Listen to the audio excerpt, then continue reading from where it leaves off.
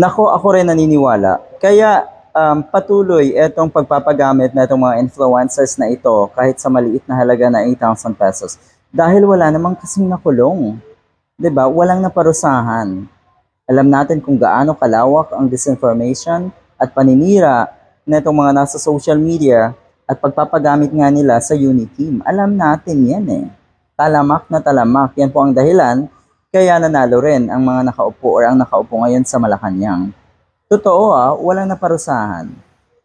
Kaya, nako, kung talagang itutuloy natin si Maggie Wilson, itong kanyang pagdemanda dito sa mga nagpagamit na ito para siya ay siraan, magandang panimula ito. Mukhang lalaban itong si Maggie Wilson.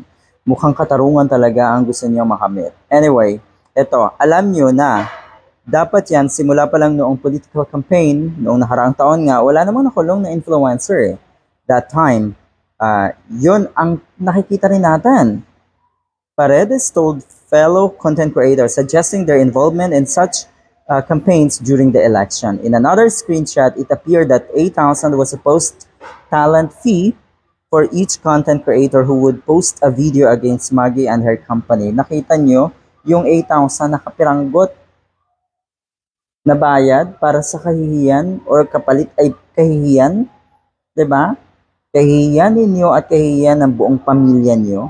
Naku po talaga. Sana ito maging lesson na. Sana lang ay huwag gayahin ito ng mga nagsusulputan ngayon na content creators at mga influencers. Huwag niyo pong gayahin yung ganitong estilo dahil sigurado wala kayong puwang. In the future, wala talaga kayong magiging puwang sa social media. Yan. Nako. Sana talaga ngayon meron ng maparusahan. Dahil kung wala pa, ay patuloy itong mangyayari. Patuloy na magsusulputan ng mga content creators at sasamantalahin naman ng mga, hindi lang politiko kahit yung mga noon time shows ngayon, nag-hire na ng mga trolls, ng mga influencers para sila ay i-promote at siraan naman ang iba. Yan. Kasi available tong mga damuhong ito, itong mga influencers na ito, nag-take advantage, kaya nag-take advantage din yung mga gumagamit sa kanila. Yun po ang malaking problema.